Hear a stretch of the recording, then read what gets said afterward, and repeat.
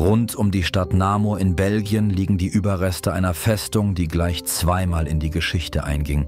Im Ersten Weltkrieg rückten hier deutsche Truppen mit der gefürchteten dicken Bertha an und binnen weniger Tage fiel das, was einst uneinnehmbar schien. Jahrzehnte später, im Zweiten Weltkrieg, kehrte der Krieg zurück und erneut wurde die Anlage Ziel massiver Angriffe. Heute erkunden wir die Narben dieser Schlachten. Zerstörte Mauern, verbogene Stahlträger, Einschusslöcher, Relikte einer Zeit, in der selbst Beton keine Sicherheit bot. Ein Ort, an dem man spürt, wie gnadenlos Geschichte sein kann.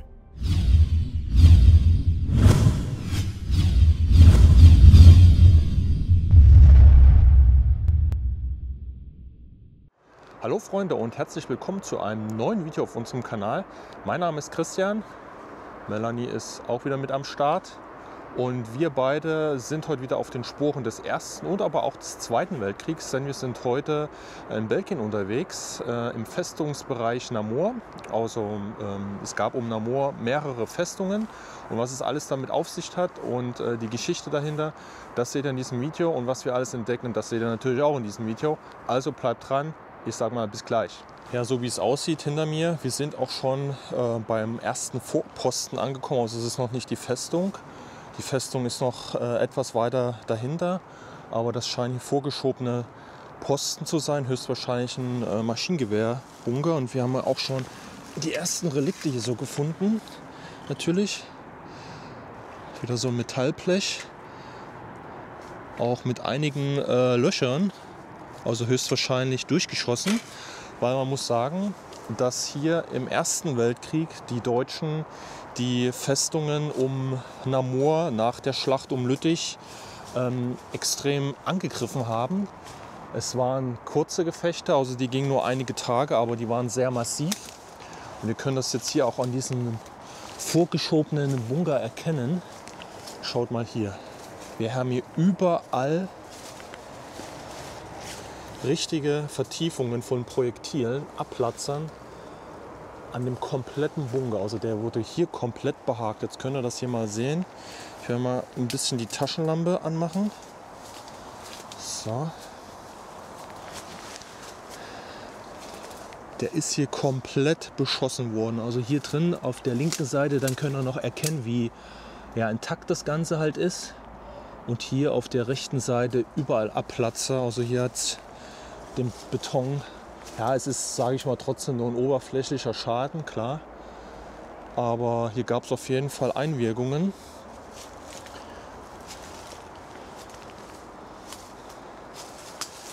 Und das scheint hier so ein Bunker sein für 2 Maschinengewehre.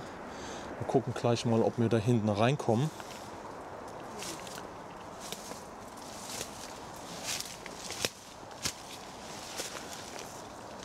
Geht's rein, ne? Ja, also der ist hier scheinbar auch mit einem Laufgraben verbunden, der hier ins Hinterland führt und irgendwo da hinten muss dann halt auch die große Festung sein. Also der ist hier sehr, sehr niedrig jetzt, der Zugang. Das liegt aber daran, weil der, ich hänge hier an so einer Liane fest, weil der Grabenhals schon so voll gefüllt ist hier mit Material.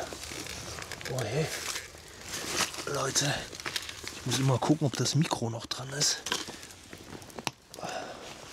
Okay, da unten sind wir gerade reingekommen, also da musste man schon richtig durchkriechen, weil der ist wie gesagt gefüllt und hier oben haben wir wieder dieses Heinrichsblech, nennt man das umgangssprachlich, aber das ist hier schon praktisch rausgelöst. Hier die ganzen Moniereisen hier oben, das löst sich alles, ist so stark verrostet jetzt, weil er halt schon Einschläge kassiert hat. Und hier unten sieht man auch noch die ganzen Reste. Ja. Und hier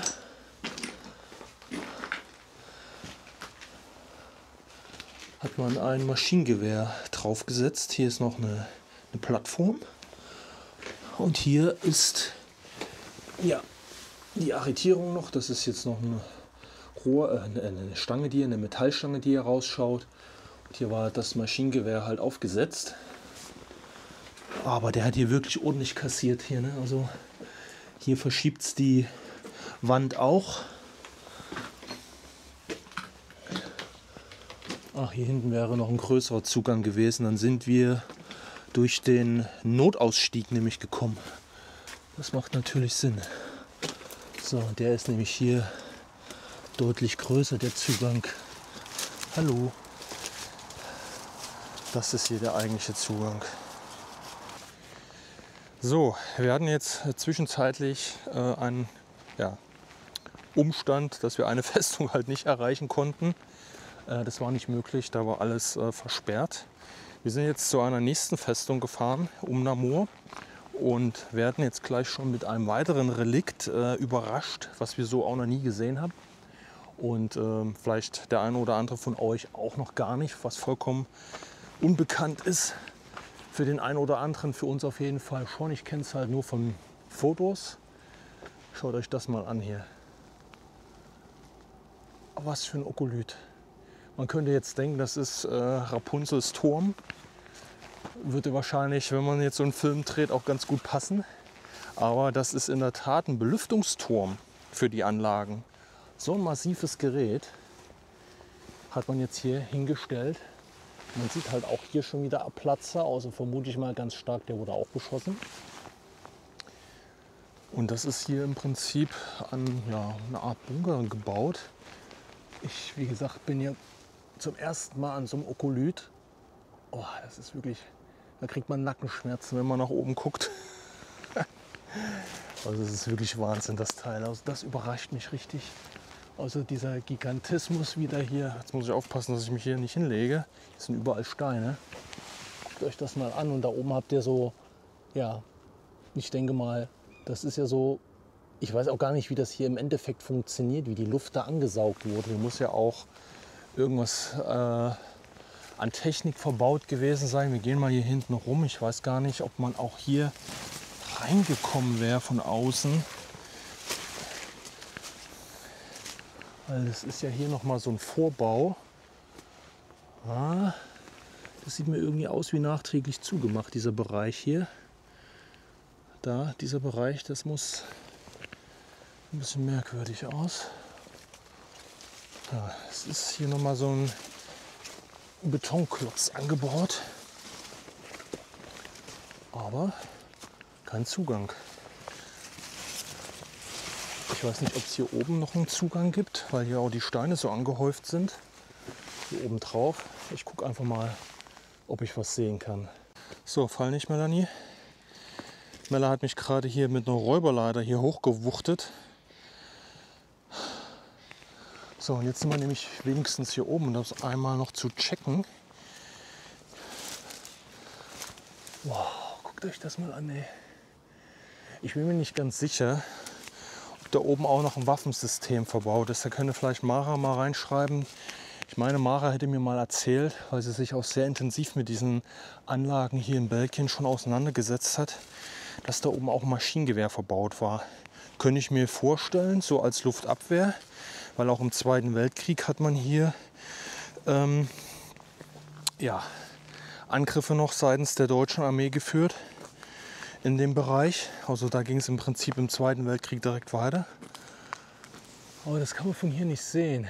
Was wir gleich mal machen können, das wird aber sehr tricky sein, ist die Drohne zu starten.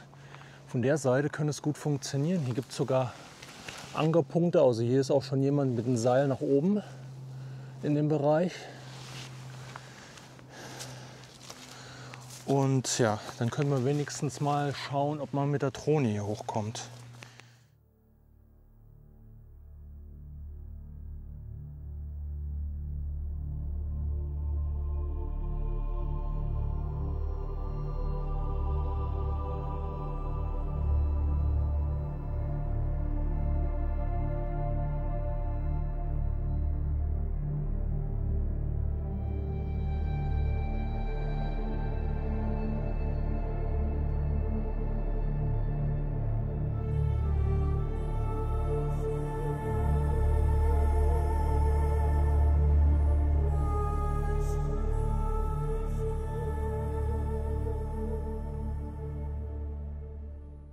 Ja, also Leute, hier kommt man natürlich jetzt nicht rein, hätte jetzt natürlich auch keinen Sinn ergeben, hier von außen reinzukommen. Das wäre ja eine Schwachstelle gewesen. Aber es wird von unten halt reingegangen sein, weil man hätte das Ganze ja auch irgendwie warten müssen. Und wir gucken mal, inwieweit wir jetzt von der Festung aus da reinkommen. Wir haben jetzt auf jeden Fall für euch noch ein paar Drohnenaufnahmen gemacht, habt ihr ja auch gerade gesehen. Und da habt ihr noch mal den Blick außen von oben. Wir haben also eine Lücke gefunden, wo wir den Turm noch ein bisschen zeigen konnten, weil er ja hier praktisch im Wald ist. Aber sehr, sehr interessant, dieses Konzept dieser Belüftungstürme. Und wie gesagt, was halt ganz interessant ist, wie die Funktionsweise eigentlich ist. Mal gucken, ob wir dazu auch noch irgendwie ein paar Hinweise finden. Aber ihr könnt es auch von hier jetzt noch mal sehen. Es ist schon brachial hier.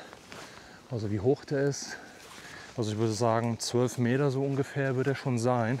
Vielleicht noch ein kleines Stückchen höher. Er ist schon Wahnsinn. Ja, tatsächlich haben wir es jetzt endlich geschafft. Wir sind jetzt in eine Festung reingekommen. Hier ist das Portal. Und wir sind jetzt praktisch hier in einem Graben, der ringsrum um die Kernanlage geht.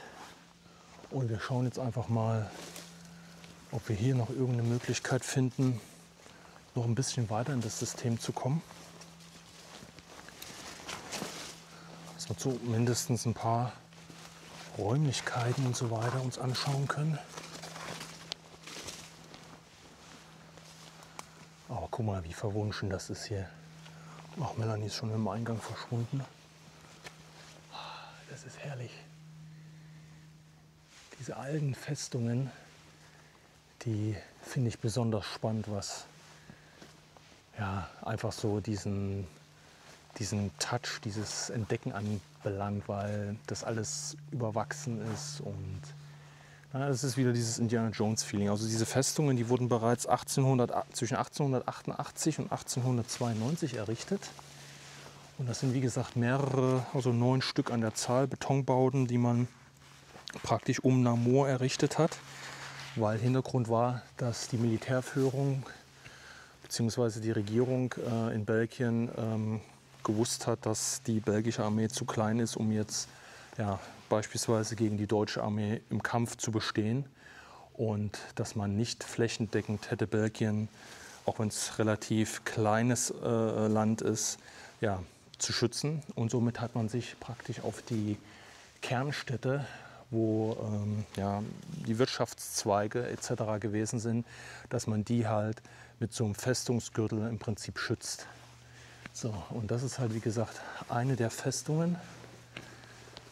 Hier sieht man sogar noch so eine Boudeure. Das ist auch wieder richtig spannend. Gut, hier ist natürlich auch ein bisschen Graffiti. Ja, gut, hält sich jetzt erstmal noch in Grenzen. Aber hier sieht man das schon wieder sehr verglichen. Ich muss mal gucken, dass ich die Lampe nicht so direkt drauf scheinen lasse.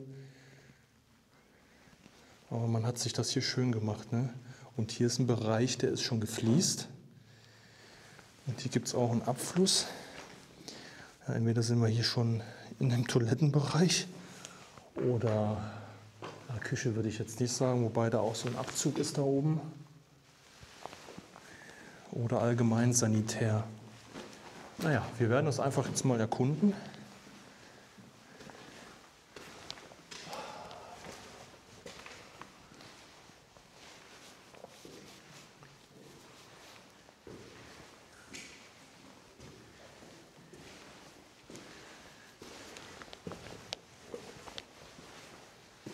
Das sieht mir schon aus wie so Magazine zum Teil auch, ne? Aber hier an den Seiten immer wieder diese rote durchgehende Boudeure und darunter die Farbe wird auch komplett rot gewesen sein. Vielleicht, oh, ja, um sich hier auch zurechtzufinden, schaut euch das mal an. Also das könnte wirklich schon so ein Magazin gewesen sein, dass man hier irgendwas deponiert hat. Vielleicht sogar Granaten, weil das sind hier wieder betonierte Fächer einfach. Also das bedeutet, dass hier eine Last drauf gelegen hat in einem Regal. Das wird dann halt nicht irgendwas gewesen sein. Und das Einzige, was ich mir jetzt vorstellen kann, was immer besonders schwer ist, sind halt Granaten, ne? Also könnte ich mir schon vorstellen, dass das hier schon ein Magazinraum auch ist.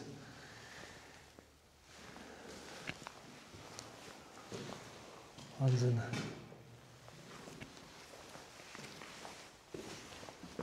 Ja, aber was auffällt ist, dass man hier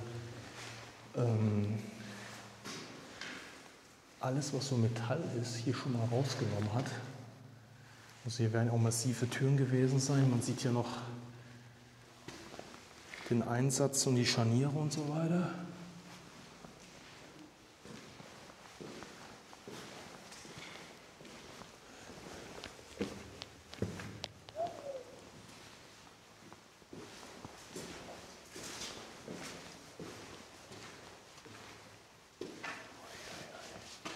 Da geht's weiter.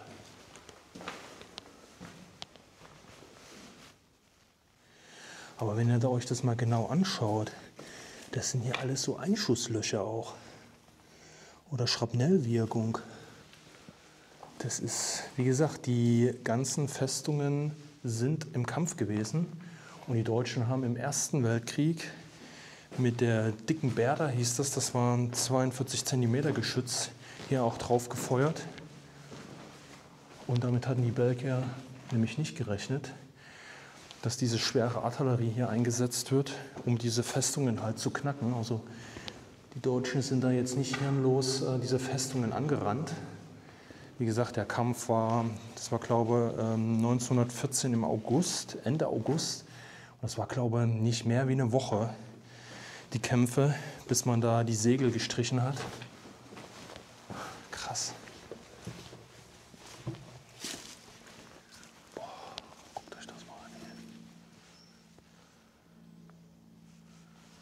Wahnsinn, wie ruhig das hier ist. So, schaut mal hier, Leute. Wir haben jetzt hier, glaube ich, sogar eine Munitionskiste gefunden. Ich bin mir nicht ganz sicher. Die ist jetzt hier so eingebeult. Hier habt ihr noch den Griff, ne, so zum Tragen. Hier an der Seite auch. Und die ist halt einfach nur ineinander gefallen. Hier sind noch die Verschlüsse, um das halt oben den Deckel halt so einzuklappen, wie man das ja heute auch kennt. Das ist in der Tat noch eine Munitionskiste. Guck dir das mal an. Wahrscheinlich für Kleinkaliber, also vielleicht sind hier Maschinengewehrgurte oder ähnliches drin gewesen.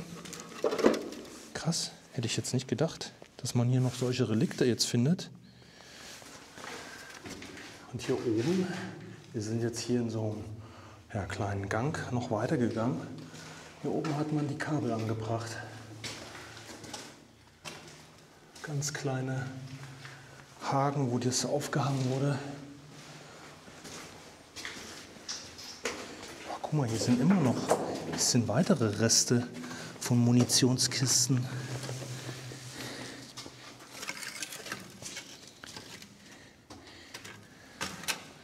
Da sieht man auch diese kleinen Henkel oder was das hier sind. Da ist noch einer. Oh, hier gibt es noch sehr viele Relikte.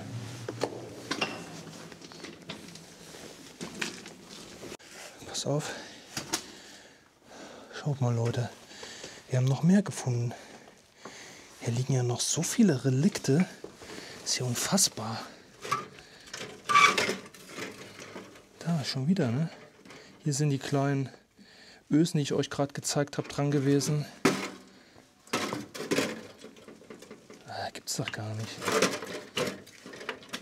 Dass das hier noch so viel liegt. Man erkennt das ja auch, ne? Noch, das ist ja, zum Teil ist es hier noch zerfallen, sieht man hier in dem Bereich. Aber wir haben immer wieder komplette Teile. Wahnsinn. Das hätte ich überhaupt nicht erwartet, das hier zu finden.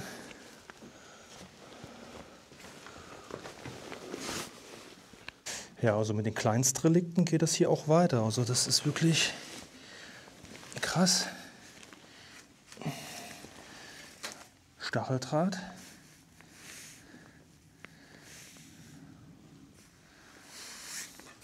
Und auch hier wieder Reste von Kisten. Hier auch.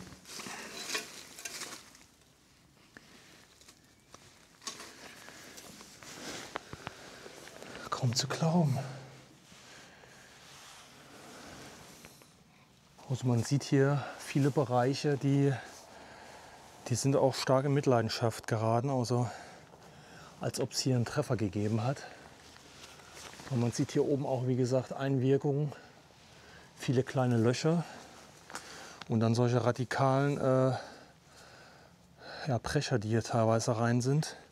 Es müsste normalerweise so aussehen wie hier jetzt, aber dann gab es hier definitiv einen Treffer. Das ist sehr spannend, weil das halt, wie gesagt, Festungen sind, die halt richtig in Kampfhandlungen gewesen sind. Und ja, das macht es halt spannend. Ne? Mal gucken, was wir hier noch so finden. Jetzt könnt ihr euch das nochmal angucken hier. Wir sind direkt im Graben. So Leute, wir müssen eigentlich in die Mitte der Festung, weil wir sind ja jetzt halt nur im Graben. Jetzt hangel ich mich hier so ein bisschen an dieser steilen Wand hier hoch.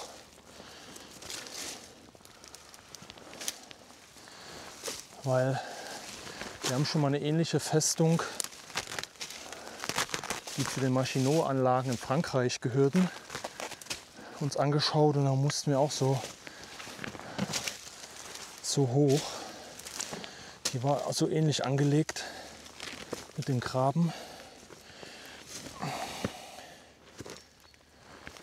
Oh, jetzt nicht wegrutschen hier.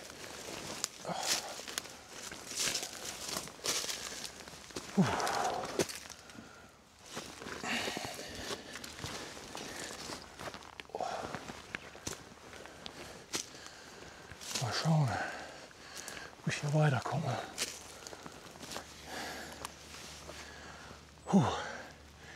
Wie ich es mir gedacht habe. Wir sind jetzt hier direkt oben auf der Festung. Diese riesigen Löcher, wo es jetzt nach unten geht, sind die Waffentürme gewesen, die Kuppeln der Türme, die man hier scheinbar rausgemacht hat. Hier auch. Also hier geht es ein ganzes Stück nach unten. Das könnt ihr jetzt schlecht erkennen.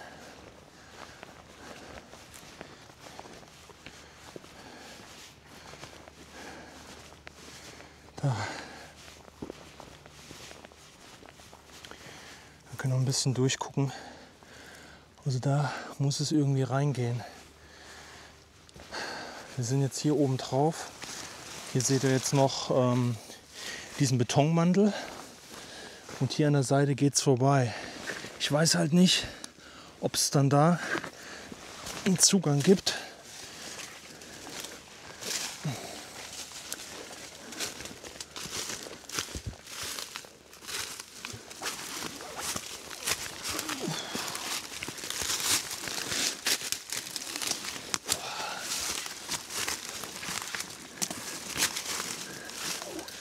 Ja, da gibt es einen Zugang. Oh. Hier hat man 2 Elemente rausgesägt. Das war mal gesichert. Hier müssen wir im Prinzip rein. So Leute, wir haben es geschafft. Wir sind drin und ja, so sieht das Ganze aus hier. Hier oben wieder Heinrichsblech. Hier ist es komischerweise richtig voll. Hier ist viel gesprengt. So, hier haben wir noch einen zweiten Zugang gefunden. Und hier geht jetzt eine Treppe runter, aber schaut euch das mal an. Hier geht es erstmal richtig tief nach unten. Da wollen wir natürlich nicht drin landen. Deshalb nochmal Appell an euch, das nicht nachmachen.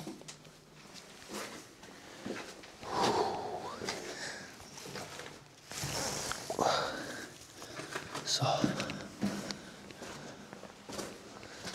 Das hier.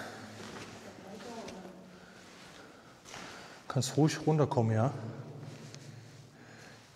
Das ist die eigentliche Festung.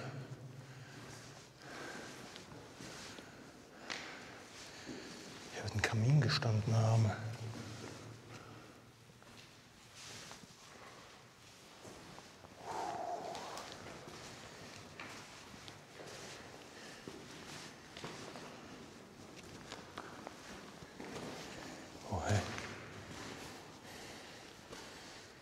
Das macht ja aber auch irgendwie keinen Sinn, die Treppe.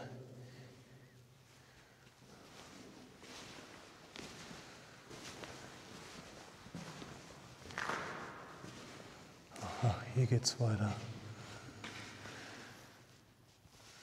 Und hier kommt man scheinbar noch mal in die Gräben auf der Seite.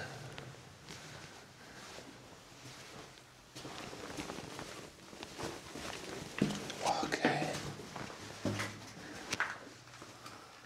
Oder zu den Türmen. Das kann sein, dass das hier zu den Türmen ging. Ja, hier ging es zu den Türmen. Das habe ich von oben gesehen. Die haben die hier komplett rausgebaut. Dann ging es hier an den Seiten zu diesen Gefechtstürmen jeweils. Auch interessant, weil das ja ziemlich kompakt ist, ziemlich komprimiert.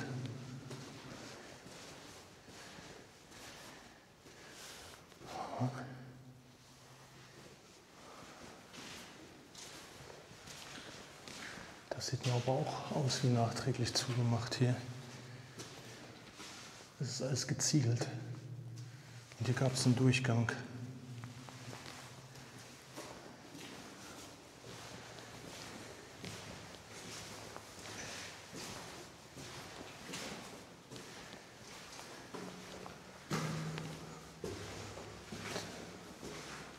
Das ist ja aber auch verschlungen hier.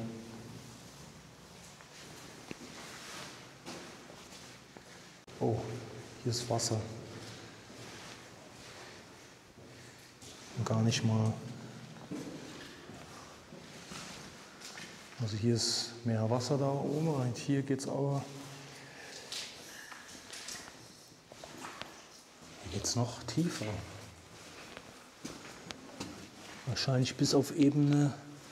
Oh, aber hier haben sie gesprengt. Oder hier ist was reingeknallt. Eine Granate. Oh, das geht auch ein ganzes Stück nach unten.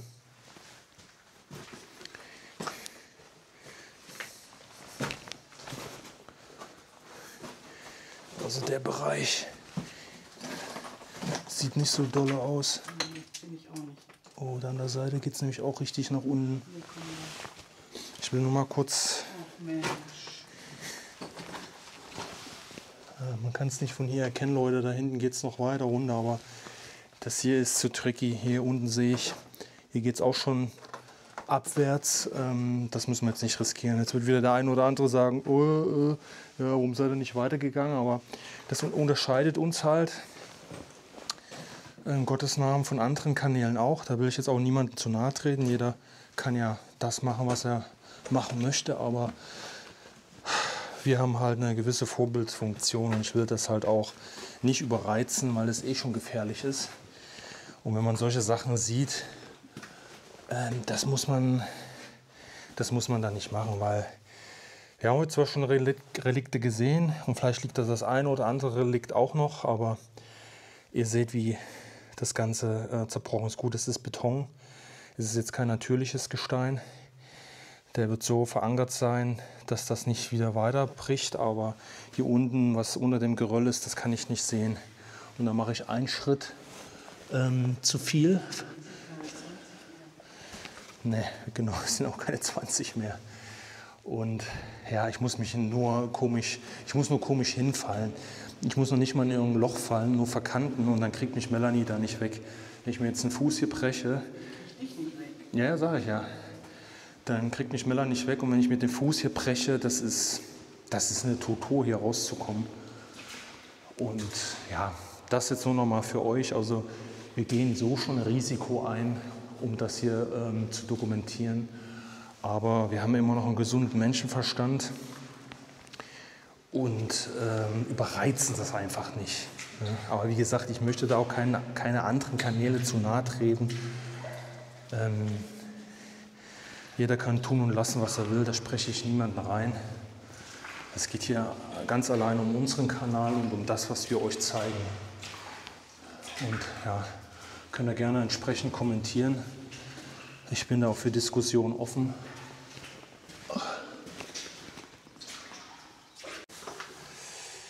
Ja, ich weiß auch nicht, was es damit auf sich hat. Also vor jedem Aufgang zu so einer Beobachtungskuppel oder Kampfturm, also Kampfkuppel, ist hier nochmal so ein Nebenraum mit so einem Rohr.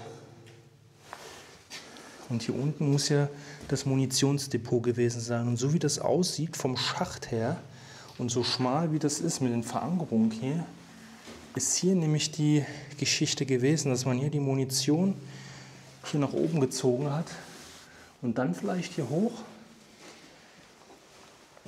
Ja, bin ich mir nicht ganz so sicher. Aber eine andere Erklärung habe ich jetzt dafür nicht. Und hier könnten auch wieder so Sperrtüren drin gewesen sein, die diesen Bereich nochmal verschließen. Das hat man ja schon bei der Festung Tangramont gesehen, dass man immer wieder noch vor den Türen Sperroptionen hatte, wo man diese Metallbalken, diese Metallelemente reingesteckt hat, um es nochmal zu sichern. Ja, der Absatz hier, der macht für uns irgendwie gar keinen Sinn. Also man geht hier eine breite Treppe nach unten und dann ist hier aber nichts. Also nur ja, so eine Wölbung. Vielleicht hat man das hier einfach nur verfüllt, weil diese Mauer da hinten, die sieht mir aber auch original aus. Und hier sind auch irgendwie so komische, an den Seiten solche komischen Rohre. Da und da hier hinten. Keine Ahnung. Merkwürdig ein bisschen, finde ich. Aber vielleicht hat einer von euch eine Idee, was das hier gewesen ist, dieser Bereich. So, wir sind gerade raus, wir machen jetzt einen kleinen Break. Und Melle hatte jetzt gerade noch einen Einfall. Oh, guck mal. Wieder ein Relikt. Also diese Kisten, ungelogen, die liegen in vielen Einzelteilen immer noch hier rum. Also das ist richtig krass. Auf jeden Fall hat der Melanie noch den Einfall oder die Erkenntnis, dass da, wo es jetzt gerade runtergegangen ist, wo wir jetzt nicht weitergegangen sind, aus Sicherheitsgründen, dass da natürlich irgendwo der Verbindungsgang auch sein muss zu dem Belüftungsturm oder mehreren Belüftungstürmen. Ich weiß nicht, wie viel die Anlage insgesamt hat. Das muss ja so sein. Irgendwie muss man ja da hinkommen. Oder allgemein war ja da auch noch ein Großteil der Technik halt für die Anlage untergebracht. Weil den oberen Bereich, den wir jetzt hier gesehen hatten, der führte halt so sternförmig zu diesen ganzen Türmen jetzt, wo halt das ganze Inlay, sage ich mal, fehlt, weil im Grunde ist die Festung halt leer. Ne? Also bis auf die Kleinstrelikte sieht man halt nichts. Die Belgier haben hier praktisch alles rausgeholt. Sämtliche Stahltüren, also alles, was an Metall ist, haben die hier rausgeholt. Und ich vermute mal ganz stark, dass die anderen Festungen halt genauso aussehen. Es gibt auf jeden Fall zwei Festungen, die jeweils ein Museum sind. Da könnte man sich mal dieses Pendant angucken. Ist halt aber ein Museum, könnte man auf jeden Fall mal machen, so wie wir das bei Tangramont gemacht haben. Damit man dann später mal den Vergleich hat zu der Anlage hier, zu der Lost-Anlage. Und dann das, was museal halt aufbereitet ist. Das können wir auf jeden Fall gerne mal machen. Dann können wir das in die Kommentare schreiben, wenn wir da einfach mal vorbeifahren sollen. Dann machen wir das natürlich. So Leute, mit diesen Eindrücken verabschieden wir uns jetzt hier von der Anlage. Und ja, wir hoffen, euch hat das gefallen. Das Ganze war ja trotzdem entsprechend groß, auch wenn wir jetzt unten nicht weitergegangen sind, aber wie gesagt aus den entsprechenden Gründen. Und ja, wenn ihr ähnliche Anlagen besucht habt, dann schreibt es uns auf jeden Fall gerne in die Kommentare. Und ob ihr jetzt mal zum Vergleich eine Anlage sehen wollt, die museal aufgemacht ist, dann wäre das auch gut zu wissen. Dann können wir das gerne noch mal machen. Und ansonsten bleibt mir nichts weiter zu sagen, weil es ist heute wieder echt schwül. Schaltet das nächste Video ein und wir sehen uns im nächsten Video. Also, macht's gut. Ciao, Leute. Die Mauern von Namur sind längst verstummt. Doch ihre Wunden erzählen noch immer von den Tagen, an denen hier Geschichte geschrieben wurde. Was bleibt, sind Beton, Stille und Erinnerung. An eine Zeit, in der Macht und Krieg ganze Landschaften verwandelten. Wenn dir diese Reise gefallen hat, vergiss nicht, das Video zu teilen und den Kanal zu abonnieren. denn die Spuren der Vergangenheit warten überall.